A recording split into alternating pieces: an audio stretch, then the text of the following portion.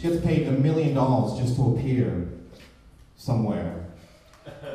Cost me $4.20 to get here tonight. Do you realize the injustice here?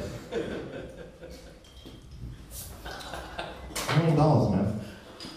We could just get a hat and try and do a whip around, right? And try and raise $1 million just to make her appear somewhere like, I don't know, a car accident or something like that. Like, she's a fucking terrible person. And I was watching the show because I needed more hateful-based material.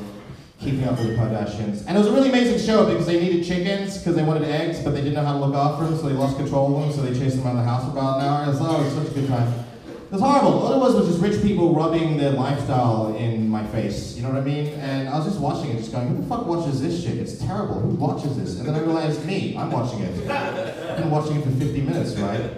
It's fucking horrible. And she's everywhere. I read this newspaper article recently. Kim Kardashian, everyone wants to be her, every man wants to be with her.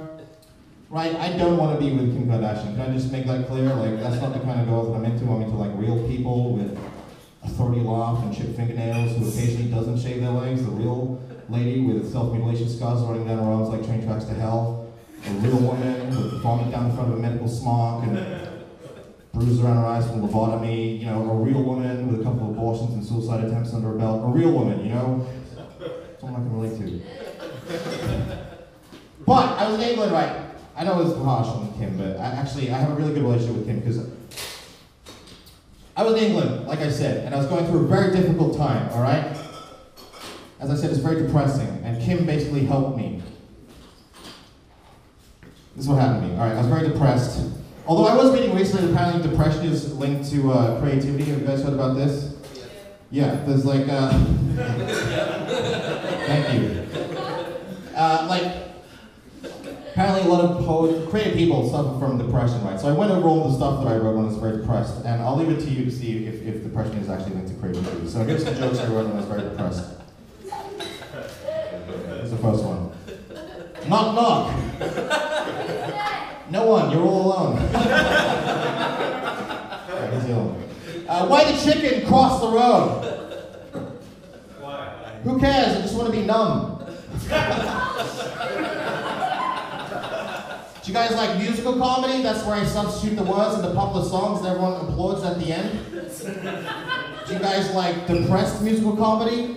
Well, here's some. See if you recognize this song. Gray and black and black, black and black and black. I can't see a rainbow. I can't see a I can't see a rainbow. All right. Here's the next one. See if you recognize this one. I'm crying in pain. I'm crying in pain. What a horrible feeling. I'm sad.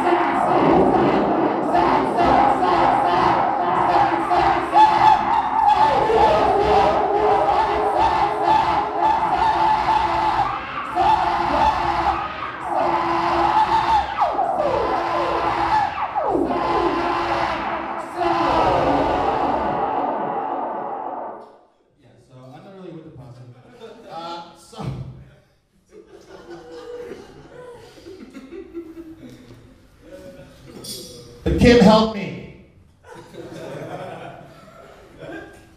I was this close to committing suicide. I actually tried to overdose on contraception tablets in the hope that I'd cease to exist. Oh. I've still got it.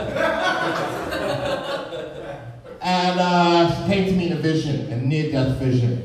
It was just me and her, and I was sitting in the jacuzzi. Little drops of moisture condensing on her face, and she looked really hot in that artificial, fake, horrible way. And we leaned in and we kissed, and her lips tasted like heroin. And she said, I love you, Nick.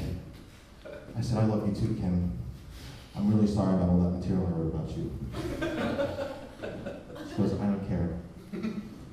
Just hold me. I put my arms around her shoulders, and then I just started pushing down. And I realized the less she struggled, the more my mood improved.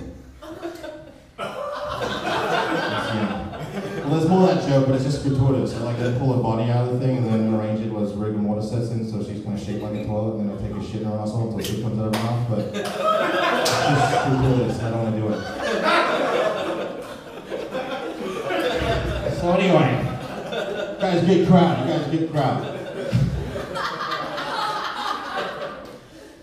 You guys go to festivals? This is why I went sober. I had a fucked up New Year's time. Because everyone gets like to get fucked up. I went to the festival. I went to Pete's Ridge Festival. Yeah. It's like a concentration camp where everyone was forcing you to have fun. It was terrible. No, it was great. It was like a really good time. I'm young. It's amazing. And I went there to try and get in touch with my inner hippie. Because in some level, I'm a hippie. I'm a hippie with a catch. I'll give you an example. Right? I was at the festival and I joined a drum circle. I'm not proud of it. But I joined a drum circle. And you know what? I had a fucking awesome time. I really did. But while I was in a drum circle, I was fantasizing about killing every other hippie in the drum circle. So it kind of evens out. I was imagining like the head was between my legs and I was just slapping the shit out of their faces.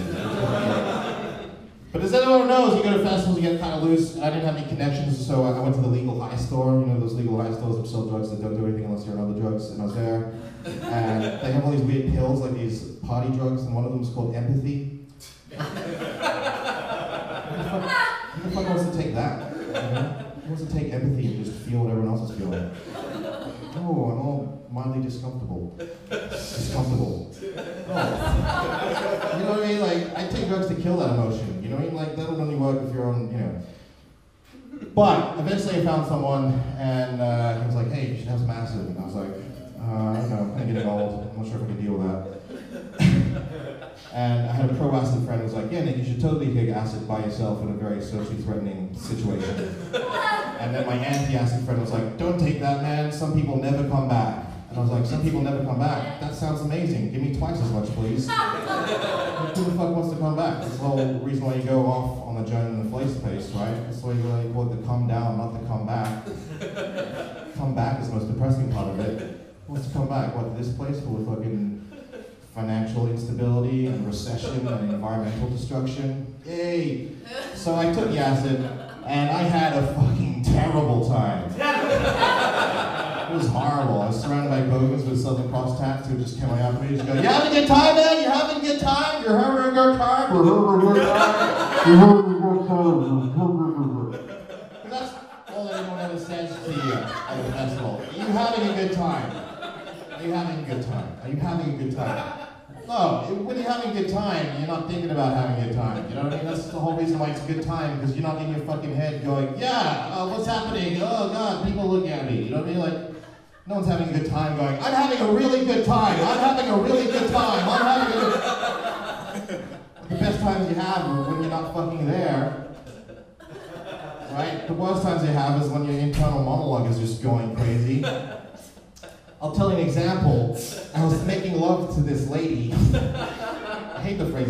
There's no good word for sex though. I hate the word fuck and I hate the phrase make love, but there's just, I don't know, like fuck's too harsh and make love doesn't capture the whole jizz on the face aspect of sex, so what are you supposed to say? I was copulating. I was engaged in Congress. I was congressing. I was shaking the pantry clean. I was freezing the palms and cheese. Okay, so I was emptying the fruit bowl and with this lady. And is this ever happened to anyone? I was feeling a breast and I felt a lump. Yeah, I know. Has anyone had that where erotic foreplay slowly turns into an unplanned medical examination with absolutely no medical knowledge whatsoever? Except you have to pretend like it's still erotic. You're like, oh yeah, But in your head you're just going, cancer, cancer, cancer, cancer, cancer. What happens if I ejaculate while I'm thinking of cancer? Well, it develops some kind of weird terminal illness fetish. Might be some fucking weird freak hiding in broom closets around fucking terminal illness wards. Masturbating to weird visions of like women with triple mastectomies. What the fuck is wrong with me? Because you can't say anything. Nothing ruins the erotic mood. Like the phrase, hey baby, I think I found a growth. Right? Except for maybe the phrase, please put this mirror on your face so I can pretend like I'm fucking me with your tits and vagina. They'd never say that. That's horrible. So, okay, so that's why I don't... So I took the acid, and it's very, you know... You having a good time? You having a good time? My head feels like a cross between a hedge maze and a prison camp floating in the middle of an abyss. And everyone inside the prison camp keeps swapping uniforms and trying to jump into the abyss for relief. I'm having a terrible time. I think I'm going to go hide in the river for about 5 hours and try and remain submerged for as long as possible because that's the only way I can make the sirens in my head stop blaring.